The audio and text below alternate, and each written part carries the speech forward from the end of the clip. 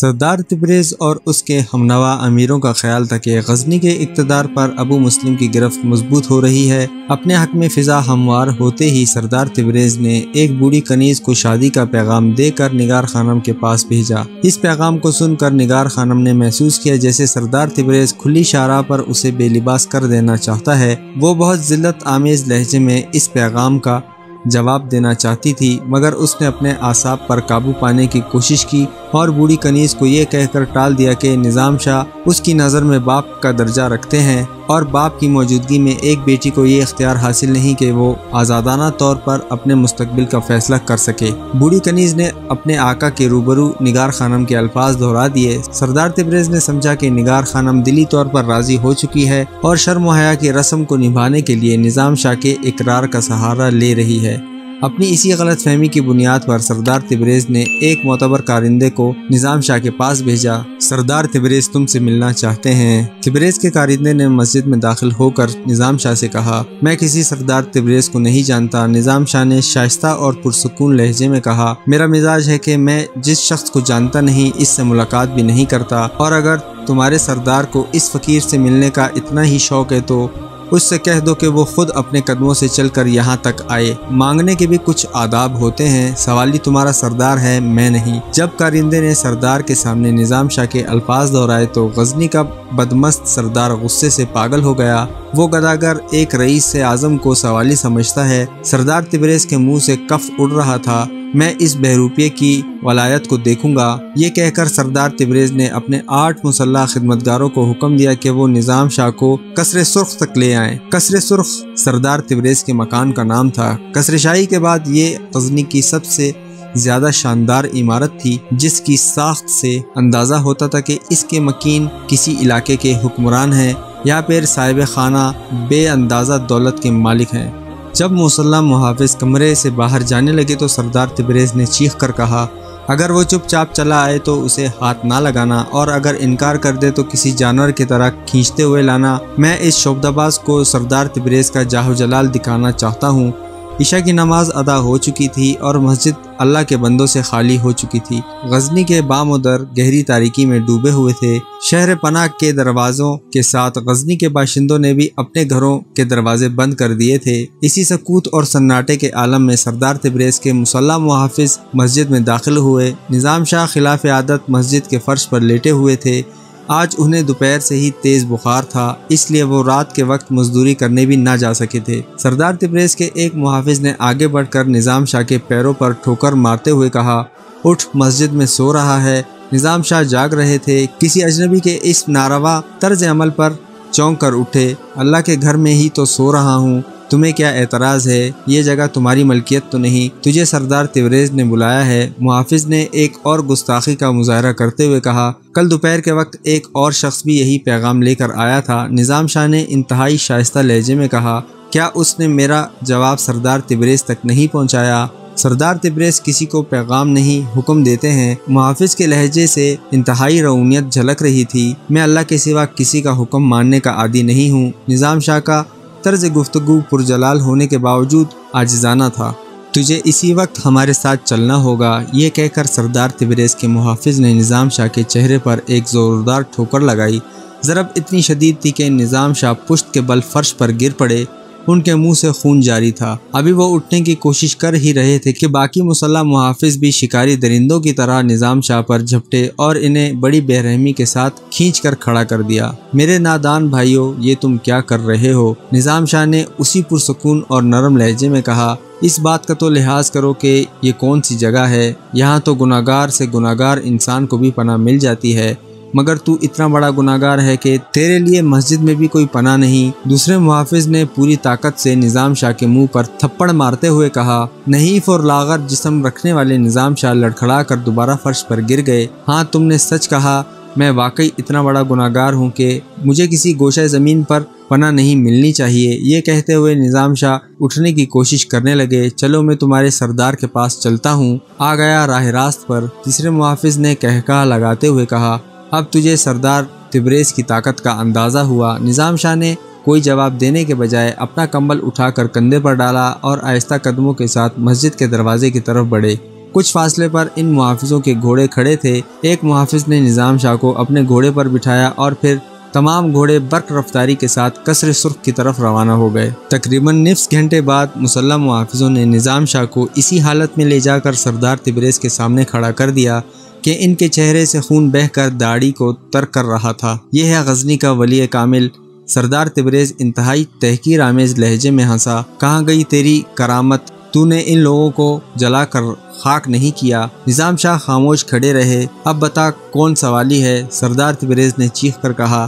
سوال تو ہمیشہ تو ہی کرے گا۔ نظام شاہ کے ہونٹوں پر وہی دل نواز تبسم ابھر آئی جسے دیکھ کر بے قراروں کو سکون ملتا تھا۔ میں تیری بیٹی نگار خانم سے شادی کرنا چاہتا ہوں۔ سردار تبریز اسی گستاخانہ لہجے میں بول رہا تھا۔ یہ ممکن نہیں، چاہے زمین اور آسمان اپنے محور سے ہٹ جائیں۔ نظام شاہ کا اطمینان قابل دید تھا۔ سردار تبریز جنگل کی آگ کی طرح بھڑک اٹھا۔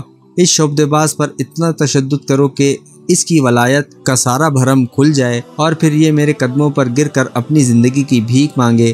آقا کا حکم سنتے ہی مسلح محافظ نظام شاہ کے ناتوانہ جسم پر تازیانوں کی بارش کرنے لگے۔ ہر تازیانے کی ضرب پر نظام شاہ کے چہرے کا رنگ بدل جاتا مگر ہونٹوں سے کوئی چیخ بلند نہیں ہوتی۔ سردار تبریز کے بے رحم محافظ کچھ دیر تک نظام شاہ کے جسم پر مشق ستم کرتے رہے، یہاں تک کہ غزنی کا مرد قلندر بے ہوش ہو کر فرش پر گر پڑا۔ اسے ملازموں کے ایک کمرے میں قید کر دو، سردار تبریز نے اپنے محافظوں کو حکم دیتے ہوئے کہا، اور یہ قالین بھی بدل دو کہ ایک گداگر کے خون نے اس کا حسن داغدار کر دیا ہے۔ پھر جب وہ محافظ نظام شاہ کے بے ہوش جسم کو اٹھا کر باہر لے جانے لگے تو سردار تبریز نے غضبناک لہجے میں کہا، یہ ہوش میں آ جائے تو اس پر دوبارہ تشدد کرو اور اپنا عمل اس وقت تک جاری رکھو جب تک اس کی زبان میرے رحم کو پکارنے کی عادی نہیں ہو جاتی۔ اسی رات فجر کی اذان سے پہلے امیر سبتگین نے سید امیر علی شاہ کو خواب میں دیکھا جو نہایت مضطرب لہجے میں کہہ رہے تھے، تو اپنی خوابگاہ میں چین کی نیند سو رہا ہے اور ہمارے محبوب نظام شاہ پر قیامت ٹوٹتی جا رہی ہے۔ خوف و دہشت سے امیر سبتگین کی آنکھ کھل گئی۔ اسی وقت قریب کی مسجد سے اللہ اکبر کی صدا بلند ہوئی۔ سبتگین نے بڑی بے چینی کے عالم میں نماز ادا کی اور چند مسلح محافظوں کے ساتھ نظام شاہ کی مسجد کی طرف روانہ ہو گیا۔ سبتگین کی آمد پر لوگوں میں ہلچل سی مچ گئی۔ امیر غزنی گھبرایا ہوا مسجد میں داخل ہوا مگر وہاں نظام شاہ موجود نہیں تھے۔ سبتگین نے پیش امام سے دریافت کیا مگر اس نے بھی لا علمی کا اظہار کیا۔ سبتگین کی وحشت بڑھتی جا رہی تھی۔ پھر وہ اسی اضطراب کی حالت میں سابقہ فوجی کی بیوہ کے مکان پر پہنچا جہاں نگار خانم قیام پذیر تھی مگر وہاں سے بھی نظام شاہ کی کوئی خبر نہ مل سکی۔ بس نگار خانم اتنا ہی بتا سکی کہ نظام شاہ کل دن میں ظہر کی نماز کے بعد کچھ دیر کے لیے آئے تھے۔ سبتگین نے اپنے ان سپاہیوں کو طلب کیا جو تقریباً 1 ماہ سے شب و روز نگار خانم کے مکان کے گرد پہرا دے رہے تھے۔ اگر شیخ ادھر تشریف لے آئے تو فوراً مجھے مطلع کیا جائے۔ سبتگین نے اپنے جاسوس سپاہیوں کو مخاطب کرتے ہوئے کہا، اور کوئی بھی مشکوک آدمی اس طرف نظر آئے تو اسے بے دریغ گرفتار کر لیا جائے۔ یہ کہہ کر سبتگین قصر شاہی کی جانب روانہ ہو گیا۔ پھر اس نے اپنے بیٹے محمود کو بھی اپنے خواب سے آگاہ کیا۔ یہ خبر سن کر محمود بھی بدحواس نظر آنے لگا۔ آخر بابا کہاں جا سکتے ہیں؟ کچھ پتہ نہیں۔ سبتگین کے چہرے پر رنج و الم کی گہری پرچھائیاں لرز رہی تھیں۔ پھر اس نے عماد بن ساریہ کو بھی طلب کر کے اپنا خواب سنا دیا۔ قیامت ٹوٹ جانے سے یہ مراد بھی ہو سکتی ہے کہ نظام شاہ ایک طویل عرصے تک قید میں رہے ہیں۔ عماد بن ساریہ نے اپنے طور پر خواب کی تعبیر بیان کرتے ہوئے کہا، مگر اب تو وہ قید سے آزاد ہیں۔ سبتگین نے پریشان لہجے میں کہا، ابن ساریہ مجھے محسوس ہو رہا ہے کہ بہت جلد یہاں کوئی خوفناک واقعہ پیش آنے والا ہے۔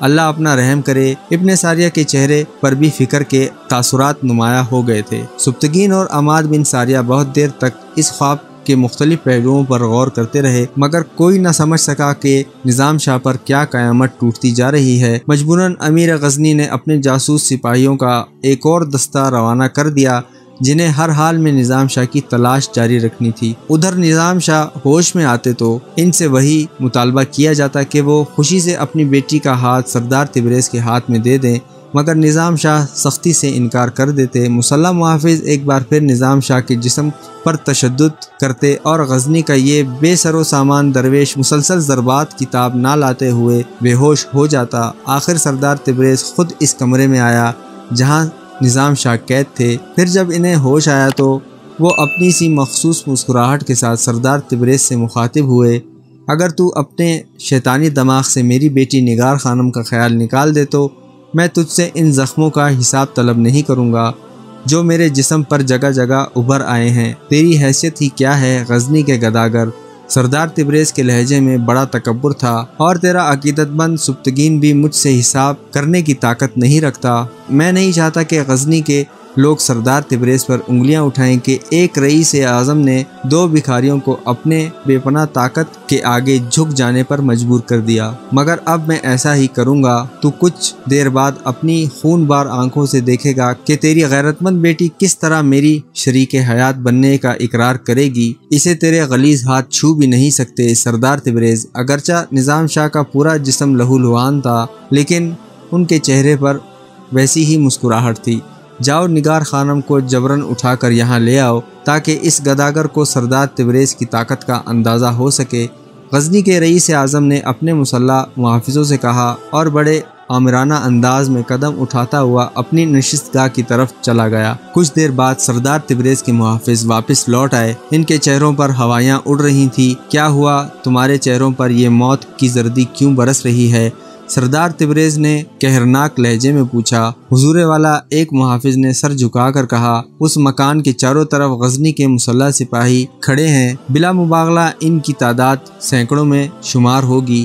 محافظ کی آواز کانپ رہی تھی۔ تم جھوٹ بولتے ہو؟ سردار تبریز اتنی زور سے چیخا کہ اس کی آواز پھٹ گئی۔ آقا اپنی روشن آنکھوں سے یہ منظر خود ملاحظہ کر سکتے ہیں، کئی محافظوں نے بیک زبان ہو کر کہا۔ سردار تبریز یک بیک چونک اٹھا اور پھر اس کے غصے کی آگ آہستہ آہستہ سرد ہونے لگی۔ ہاں، میں خود اپنی بینائی کے ذریعے تمہاری دی ہوئی خبر کی تصدیق کروں گا۔ یہ کہہ کر سردار تبریز قصر سرخ سے نکلا اور نگار خانم کے مکان کی طرف روانہ ہو گیا۔ وہ بڑا حیران کن منظر تھا جب سردار تبریز نے اپنی آنکھوں سے ہزاروں سپاہیوں کو حرکت کرتے ہوئے دیکھا۔ حالانکہ وہاں مشکل سے 8-10 سپاہی موجود تھے جو مختلف گوشوں میں چھپے ہوئے نگار خانم کی نگرانی کر رہے تھے، مگر سردار تبریز کو وہاں غزنی کی فوجیوں کا ایک بڑا اجتماع نظر آیا۔ وہ کچھ دیر تک گہرے سکوت کے عالم میں گھوڑے کی پشت پر بیٹھا رہا، پھر اس نے بڑے عجیب انداز سے اپنے سر کو جنبش دی۔ اس کا مطلب ہے کہ سبتگین نے اپنی فوج کے بڑے حصے کو ایک لڑکی کی نگرانی پر مامور کر دیا ہے۔ سردار تبریز نے خود کلامی کے انداز میں کہا، اس طرح قدرت ہماری فتح کا انتظام کر رہی ہے۔ یہ کہہ کر اس نے اپنے گھوڑے کو ایڑی دی اور قصر سرخ کی طرف چل پڑا۔ کچھ دیر بعد سردار تبریز کے تمام ہمنوا امیر اور سپہ سالار ابو مسلم اس مکان میں موجود تھے۔ حضرات، میرے ہمراہ تشریف لائیں، میں آپ کو ایک حیرت انگیز اور دلچسپ منظر دکھاتا ہوں۔ یہ کہہ کر سردار تبریز اس کمرے کی طرف بڑھا جہاں نظام شاہ قید تھے۔ ساتھی عمرہ اور ابو مسلم اس کے پیچھے پیچھے چل رہے تھے۔ یہ ہے وہ غزنی کا شعبدہ باز جسے آپ لوگوں کی کم نظری نے ایک طویل عرصے تک ولایت کے اعلیٰ ترین منصب پر فائز رکھا ہے۔ سردار تبریز نے کمرے کا دروازہ کھول کر نظام شاہ کی طرف اشارہ کرتے ہوئے کہا، یہ زخم میرے محافظوں کے بخشے ہوئے ہیں۔ سردار تبریز نے استہزائیہ لہجے میں کہا، اگر یہ ادنا درجے کا بھی ولی ہوتا تو اب تک میرے محافظوں پر، میرے محل پر اور میری ذات پر آسمانی عذاب نازل ہو چکا ہوتا۔ بے شک وہ ہمارا فریب نظر تھا۔ ترکمان بن داؤد نے مسکراتے ہوئے کہا، واپس چلیں، آج اس فریب نظر کا خاتمہ ہو گیا۔ سردار تبریز نے کہا اور کمرے سے باہر نکل آیا۔ لوگوں، ملت کی جڑیں نہ کاٹو کہ تمہاری شہ رگیں خنجر قضا کے بہت نزدیک ہیں۔ نظام شاہ کی پر جلال آواز گونجی، اللہ کی پکڑ سے بچو کہ اس کی پکڑ بہت سخت ہے، ہذیان بک رہا ہے۔ جواب میں سردار تبریز کا قہقہا گونجا، زخموں کی شدت نے اس کے دماغ میں خلل ڈال دیا ہے۔ تمام بدمست عمرہ نے سردار تبریز کی تائید کی اور نشست گاہ میں داخل ہو گئے۔ غزنی کا شعبدہ باز میری قید میں ہے، سردار تبریز نے کرسی پر بیٹھتے ہوئے کہا، اب یہ سبتگین کی کوئی مدد نہیں کر سکتا۔ ابو مسلم اور ترکمان بن داؤد نے بھی اسبات میں سر کو جنبش دی۔ اس احمق امیر نے اپنی فوج کا بڑا حصہ نگار خانم کی حفاظت پر مامور کر رکھا ہے۔ سردار تبریز نے اپنے ساتھیوں کے سامنے نیا انکشاف کرتے ہوئے کہا، یہ بہترین موقع ہے کہ ہم اپنے راستے کے پتھر کو آسانی سے ہٹا سکتے ہیں۔ طویل مذاکرات کے بعد ایک نیا منصوبہ ترتیب دیا گیا۔ سردار تبریز نے بڑی ہوشیاری کے ساتھ یہ منصوبہ بنایا تھا کہ وہ اپنی بیٹی کی شادی سپہ سالار ابو مسلم کے بیٹے کے ساتھ کر دے۔ اس طرح اسے افواج غزنی کی براہ راست حمایت حاصل ہو جائے گی اور وہ امیر سبکتگین کی دسترس سے بھی دور ہو جائے گا۔ سردار تبریز حالات کے اس سنگین پہلو سے بہت دن سے گزر رہا تھا کہ وہ غزنی کا رئیس اعظم ہوتے ہوئے بھی امیر سبکتگین کے سامنے ایک کمزور انسان ہے۔ معاشرے میں سرمایہ کی حیثیت کچھ بھی ہو مگر طاقت کا توازن ہمیشہ شمشیر و سنہ کے حق میں ہوتا ہے، یہی سوچ کر سردار تبریز پریشان رہا کرتا تھا۔ پھر اس نے فوج کا تعاون حاصل کرنے کے لیے ابو مسلم سے خاندانی رشتہ قائم کرنے کی کوشش کی۔ ابو مسلم نے سوچے سمجھے بغیر اس رشتے پر آمادگی کا اظہار کر دیا کہ وہ خود بھی سردار تبریز اور دوسرے امراء کا تعاون چاہتا تھا۔ کچھ دن سے اس کی آنکھیں جاگنے میں بھی اقتدار کے خواب دیکھ رہی تھی اور اس خواب کی تعبیر کے لیے ضروری تھا کہ اسے غزنی کے بااثر امراء کی زیادہ سے زیادہ حمایت حاصل ہو۔ دراصل سردار تبریز اور ابو مسلم دونوں ہی ایک دوسرے کی پناہ ڈھونڈنے کی کوشش کر رہے تھے۔ دونوں خود غرض تھے، اس لیے بظاہر دوست تھے مگر در پردہ ایک دوسرے کو فریب دینے کی کوشش کر رہے تھے۔ اب ہمیں جلد از جلد سبکتگین سے چھٹکارا حاصل کر لینا چاہیے۔ سردار تبریز نے اپنے منصوبے کی تفصیلات بیان کرتے ہوئے کہا، بہترین ترکیب یہی ہے کہ سبکتگین اور اس کے حامیوں کو ایک ہی وقت میں زہر دے کر ہلاک کر دیا جائے۔ تمام امراء نے اس طرح اپنے سروں کو جنبش دی جیسے وہ سردار تبریز کی بات سے 100% مطمئن ہوں، مگر ترکمان بن داؤد کے چہرے پر اضطراب و فکر کی گہری پرچھائیاں لرز رہی تھیں۔ کیا سبکتگین اور اس کے ہمنواؤں کو زہر دے کر مسئلہ حل ہو جائے گا؟ ترکمان بن داؤد نے ابو مسلم اور سردار تبریز سے مخاطب ہوتے ہوئے کہا، امیر کے قتل کی خبر سن کر غزنی کے گلی کوچوں میں ایک طویل خونریز جنگ شروع نہیں ہو جائے گی؟ آخر سبکتگین کے حامی سپاہیوں کی تعداد بھی تو ہزاروں تک پہنچی ہے۔ کیا یہ سب کے سب اپنے طاقتور ہاتھوں کو ریشمی رسیوں سے باندھ کر خاموش بیٹھے رہیں گے؟ تمہارے یہ تمام اندیشے درست ہیں ترکمان، سردار تبریز نے مسکراتے ہوئے کہا، مگر بدنصیبی سے ابھی تم نے سازش کے محاذ پر کوئی جنگ نہیں لڑی ہے، اس لیے تمہیں سیاست کے داؤ پیچ نہیں آتے۔ ہمارا منصوبہ بہت صاف ستھرا ہے، اس میں کوئی الجھاؤ نہیں۔ ادھر امیر سبکتگین اپنے شکم میں زہر اتارے گا اور ادھر نائب سپہ سالار حارث بن شعبان قصر شاہی پر یلغار کر دے گا۔ سردار تبریز انتہائی سرد لہجے میں کہہ رہا تھا، قلعے پر قبضہ ہوتے ہی سارا کھیل ختم ہو چکا ہوگا۔ افواج غزنی کے تمام بڑے عہدیدار ابو مسلم کے ماتحت بھی ہیں اور وفادار بھی۔ میں نے آج تک ایسی کوئی جنگ نہیں دیکھی کہ عام سپاہی اپنے افسر کی مرضی کے بغیر آزادانہ طور پر کوئی قدم اٹھا سکے، پھر بغاوت کا سوال کہاں پیدا ہوتا ہے؟ سردار تبریز کی دلیل سن کر ترکمان بن داؤد کی پریشانی ختم ہو گئی اور وہ مطمئن نظر آنے لگا۔ ہاں، مجھے ایک بات کی فکر ہے، سردار تبریز نے کچھ سوچتے ہوئے کہا، کہیں امیر سبکتگین اس تقریب میں شریک ہونے سے انکار نہ کر دے۔ ابو مسلم کے بیٹے کے ساتھ میری بیٹی کا رشتہ اسے پسند نہیں آئے گا، ہو سکتا ہے کہ اس طرح وہ شبے میں مبتلا ہو جائے اور عین موقع پر انکار کر کے اپنا دامن بچا لے۔ پھر ترکمان بن داؤد نے گھبرا کر سوال کیا، اگر ایسا ہوا تو ہمیں کچھ دن مزید انتظار کرنا پڑے گا؟ سردار تبریز نے بے پرواہی کے انداز میں کہا، ابھی میرا دماغ شل نہیں ہوا ہے، بہت جلد کوئی دوسرا منصوبہ تراش لوں گا۔ ویسے میرا خیال ہے کہ امیر سبکتگین اس تقریب میں شرکت کرنے پر مجبور ہو جائے گا۔ وہ کس طرح؟ ترکمان بن داؤد نے ایک بار پھر گھبرا کر پوچھا۔ تمام امرائے سلطنت کو اس تقریب میں مدعو کیا جائے گا، سردار تبریز نے خیال آرائی کرتے ہوئے کہا۔ پھر سبکتگین کے لیے یہ گنجائش باقی نہیں رہتی کہ وہ شرکت سے انکار کر دے، اور بالفرض محال اس نے عدم شرکت کا کوئی بہانہ تراش بھی لیا تو یہ بات واضح ہو جائے گی کہ وہ ہماری طرف سے بہت زیادہ محتاط ہو گیا ہے۔ اگر ایسا ہوتا ہے تو ہمیں اس کے گرد بہت باریک جال بچھانا ہوگا، اتنا باریک کہ 1000 کوششوں کے بعد بھی کسی کو نظر نہ آ سکے۔ غرض ہر طرح اطمینان کر لینے کے بعد سپہ سالار ابو مسلم سبکتگین سے ملا اور اسے اپنے بیٹے کی شادی کی خبر دیتے ہوئے بولا، امیر معظم، یہ میری دلی خواہش ہے کہ غریب خانے پر ایک مبارک اور فتح قدم رکھ کر اس تقریب کو یادگار بنا دیجیے۔ میں تمہاری خوشی میں برابر کا شریک ہوں ابو مسلم۔ اچانک یہ خبر سن کر امیر سبکتگین حیران ہو گیا تھا، مگر اس نے اپنے جذبات کو ظاہر نہیں ہونے دیا۔ آخر تم میرا دایاں بازو ہو، سبکتگین نے خوشدلی کے ساتھ کہا، مگر یہ رشتہ کہاں ہو رہا ہے؟ ابو مسلم سنبھل گیا، پھر اس نے امیر غزنی کے چہرے پر نظریں مرکوز کرتے ہوئے کہا، سردار تبریز کی لڑکی سے۔ یہ کہہ کر ابو مسلم سبکتگین کے چہرے کا جائزہ لینے لگا وہ فرمانروا غزنی کے جذبات اور احساسات کو بغور پڑھنا چاہتا تھا تاکہ وہ آنے والے لمحات کے بارے میں کوئی واضح فیصلہ کر سکے۔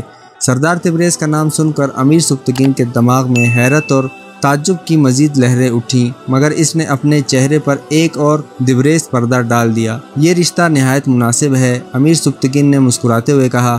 سردار تبریز ایک آسودہ حال انسان ہونے کے ساتھ ساتھ بڑے خاندان سے بھی تعلق رکھتے ہیں۔ میرا ذاتی خیال ہے کہ یہ رشتہ تمہارے لیے بہت زیادہ مبارک ثابت ہوگا۔ ابو مسلم نے اطمینان کا گہرا سانس لیا اور منافقت کا بھرپور مظاہرہ کرتے ہوئے سر جھکا دیا۔ میں اپنی خاندانی خوشی کے اس یادگار موقع پر امیر کی دعاؤں کا طلبگار ہوں۔ ابو مسلم، ہم تو ہر وقت تمہارے لیے دعائیں کرتے رہتے ہیں۔ امیر سبکتگین کے ہونٹوں پر مسکراہٹ کچھ اور گہری ہو گئی تھی، مگر غزنی کا سپہ سالار یہ اندازہ نہیں کر سکا تھا کہ اس کے حکمران کے دل و دماغ میں کیسے طوفان اٹھ رہے ہیں، اور آج کے بعد تو ان دعاؤں میں مزید شدت آ جائے گی۔ امیر معظم کا بہت شکریہ، ابو مسلم یہ کہتا ہوا اٹھا۔ صاحبزادہ محمود اور خواتین معظمہ کو بھی اس دعوت میں مدعو کیا ہے۔ ابو مسلم کا اصل نشانہ تو محمود تھا، مگر اس نے خواتین معظمہ کو دعوت نامہ اس لیے دیا کہ سبکتگین کے ذہن میں شبہات کا ہلکا سا عکس بھی باقی نہ رہے۔ تمہاری اس خوشی میں پورا محل شریک ہوگا ابو مسلم، امیر سبکتگین نے اس طرح مسکراتے ہوئے کہا جیسے یہ اس کے اپنے خاندان کی کوئی تقریب ہو۔ ابو مسلم احترام امیر میں نصف قد تک جھکا اور آہستہ آہستہ چلتا ہوا سبکتگین کی خلوت گاہ سے نکل گیا۔ ابو مسلم کے جاتے ہی سبکتگین نے معزول شدہ نائب سپہ سالار عماد بن ساریہ اور محمود کو خلوت میں طلب کر لیا۔ ابن ساریہ، تم نے کچھ سنا؟ سبکتگین کے چہرے پر غیر معمولی سنجیدگی طاری تھی۔ سردار تبریز کی لڑکی کی شادی ابو مسلم کے بیٹے سے ہو رہی ہے۔ جی امیر معظم، حماد بن ساریہ نے آہستہ سے کہا۔ آپ کو تقریب میں شرکت کی دعوت دے کر وہ میرے پاس بھی آیا تھا اور تقریب میں شریک ہونے کے لیے اصرار کر رہا تھا۔ مجھے ابو مسلم اور سردار تبریز کے درمیان یہ رشتہ کچھ عجیب سا محسوس ہو رہا ہے۔ سبکتگین نے ایک ایک لفظ پر زور دیتے ہوئے کہا۔ اس رشتے کو عجیب نہیں، عجیب تر کہیے امیر محترم۔ بوڑھے ابن ساریہ کی آنکھوں میں ایک مخصوص چمک ابھر آئی تھی، بلکہ عجیب ترین کہیے تو زیادہ مناسب ہوگا۔ جب دو منافق آپس میں اس طرح مل جائیں تو ہمیں سمجھ لینا چاہیے کہ کوئی خوفناک واقعہ پیش آنے والا ہے۔ اس بات سے تمہارا کیا مقصد ہے ابن ساریہ؟ اگرچہ سبکتگین خود بھی اس تقریب کے پس پردہ کسی نئے فتنے کی آہٹ محسوس کر رہا تھا، لیکن اس سلسلے میں وہ اپنے سے زیادہ تجربے کار اور جہاندیدہ شخص کی رائے معلوم کرنا بھی ضروری سمجھتا تھا۔ اس وقت میری حقیر رائے یہی ہے کہ آپ ابو مسلم کی تقریب میں شرکت نہ فرمائے۔ ابن ساریہ نے بصد احترام اپنے امیر کو مشورہ دیتے ہوئے کہا۔ میں اس ہنگامی تقریب کے انعقاد سے اس نتیجے پر پہنچا ہوں کہ وہ سلطنت غزنی کے تمام جانثاروں کو یکجا کر کے کوئی ہنگامہ کھڑا کرنا چاہتے ہیں۔ ہنگامے سے تمہاری کیا مراد ہے؟ امیر سبکتگین نے اپنے بوڑھے مشیر سے ایک اور سوال کیا۔ خاکم بدہن، ابن ساریہ نے جھجکتے ہوئے کہا۔ تقریب کیف و نشاط کی آڑ میں وہ فرمانروائے غزنی کو گرفتار کر کے مملکت کے تمام جانثاروں کو زندان میں ڈال دینا چاہتے ہیں۔ مجھے ابو مسلم اور سردار تبریز کے درمیان قائم ہونے والے اس نئے رشتے سے کسی سنگین بغاوت کی بو آ رہی ہے۔ ابن ساریہ، ہمارے ذہن میں بھی کچھ اسی قسم کے اندیشے سر ابھار رہے ہیں، امیر سبکتگین نے جواباً کہا، مگر ہم وہاں جائیں گے ضرور، ورنہ سردار تبریز ہمیں بزدلی کا طعنہ دے گا۔ ایک منافق اور اس کی طعنہ زنی کی کوئی حیثیت نہیں۔ حماد بن ساریہ نے سبکتگین کو سمجھاتے ہوئے کہا۔ ہم ابو مسلم سے وعدہ کر چکے ہیں اور ہم اپنے وعدے کا بہت لحاظ رکھتے ہیں۔ سبکتگین نے پرجلال لہجے میں کہا۔ میں اپنے امیر کی اس صفت خاص سے بخوبی واقف ہوں، مگر منافقوں کی جماعت عفو عہد کے مفہوم کو نہیں سمجھ سکتی۔ گروہ قاتلین کو رحم و کرم کا درس دینا ایسا ہی ہے جیسے کسی مہکتے ہوئے تر و تازہ گلاب کو باد سرسرا کے حوالے کر دیا جائے اور یہ توقع رکھی جائے کہ گرم ہوا اپنی فطرت بدل کر گلاب کو شادابی اور لطائف بخشے گی۔ ابن ساریہ نے حقائق کی روشنی میں اپنا بڑا عجیب تجربہ بیان کیا تھا، مگر سبکتگین نے غزنی کے نائب سپہ سالار کے اس مشورے کو قبول نہیں کیا۔ کچھ بھی ہو ابن ساریہ، ہم ابو مسلم کے ہاں ضرور جائیں گے۔ یہ کہتے کہتے شدت جذبات سے امیر غزنی کا چہرہ سرخ ہو گیا تھا۔ اگر ہماری قسمت میں یہی تحریر کر دیا گیا ہے کہ ہم ابو مسلم کے ہاتھوں قتل ہو جائیں یا ایک شکست خوردہ قیدی کی طرح زندگی کے باقی دن گزاریں تو پھر تقدیر کے اس فیصلے سے کوئی جنگ کر نہیں سکتا۔ میرے محبوب امیر، بوڑھا ابن ساریہ بہت زیادہ مضطرب نظر آ رہا تھا۔ ہر شخص اور ہر مملکت کی زندگی میں کچھ گراں لمحات آتے ہیں، اس وقت آپ بھی ان گراں لمحات سے دوچار ہیں۔ اگر ان لمحات کو پوری ہوش مندی اور صبر و ضبط کے ساتھ نہیں ٹالا جائے گا تو پھر بڑے خوفناک نتائج برآمد ہو سکتے ہیں۔ تم ہماری پوری زندگی سے خوب واقف ہو ابن ساریہ، سبکتگین کے لہجے میں بڑی بے نیازی جھلک رہی تھی۔ تمہارا امیر جب زندگی کے خون آشام سمندر میں اترا تھا تو اس کے پاس ایک تنکے کا بھی سفینہ نہیں تھا، بس اپنے اللہ کے بھروسے پر ان بلاخیز موجوں سے الجھ پڑا تھا۔ ابن ساریہ، تمہیں تو اندازہ ہوگا کہ میں کتنی بار ڈوبا ہوں اور کتنی بار ابھرا ہوں۔ میں گواہ ہوں امیر ذیشان، ابن ساریہ نے اپنے سر کو جنبش دیتے ہوئے کہا۔ پھر ایسا کیوں سوچتے ہو کہ ابو مسلم اور سردار تبریز مل کر میرے سفینہ حیات کو غرق کر دیں گے؟ امیر سبکتگین نے کہا۔ اس سے پہلے کہ عماد بن ساریہ امیر غزنی کے سوال کا جواب دیتے، محمود بے اختیار بول اٹھے، بابا جان، مجھے بزرگوں کی گفتگو کے درمیان مداخلت کا کوئی حق تو نہیں ہے، مگر میرے ناقص خیالات میں استاد محترم کا مشورہ درست ہے کہ ان گراں لمحات کو ہوشیاری سے ٹال دیا جائے۔ جب سے امیر سبکتگین نے ولی عہد سلطنت کو عماد بن ساریہ کی شاگردی میں دیا تھا، اس روز سے محمود ابن ساریہ کو استاد محترم کہہ کر مخاطب کرتے تھے۔ نہیں فرزند، امیر سبکتگین نے اپنے بیٹے کو مخاطب کرتے ہوئے کہا، ہمارے پاس وقت بہت کم ہے، اب میں سردار تبریز اور ابو مسلم کو زیادہ مہلت نہیں دے سکتا۔ آج رات اس کا فیصلہ ہو جائے گا کہ یہاں کون کتنا بڑا مجرم ہے۔ جب عماد بن ساریہ کو یہ یقین آ گیا کہ امیر سبکتگین اس تقریب میں شرکت کرنے سے باز نہیں آئیں گے تو بوڑھے سپہ سالار نے چند تجاویز پیش کرتے ہوئے کہا، میری التجا ہے کہ آپ ابو مسلم یا سردار تبریز کے ہاں کسی قسم کا مشروب قبول نہیں کریں گے۔ امیر سبکتگین نے چونک کر ابن ساریہ کی طرف دیکھا اور اسبات میں سر کو جنبش دی۔ میری دوسری التجا یہ ہے کہ ابو مسلم کے نامزد کردہ تمام اعلیٰ فوجی افسروں کو شام سے پہلے پوری رازداری کے ساتھ الگ الگ نظر بند کر دیا جائے۔ عماد بن ساریہ نے امیر غزنی کو مشورہ دیتے ہوئے کہا، اور خواتین کی شرکت کے سلسلے میں بہت زیادہ احتیاط سے کام لیا جائے۔ سبکتگین کی آنکھوں میں ایک عجیب سا رنگ ابھر کر ڈوب گیا اور ایسا محسوس ہونے لگا جیسے وہ خود تو اپنی خلوتگاہ میں موجود ہو مگر اس کا ذہن کہیں دور بھٹک رہا ہو۔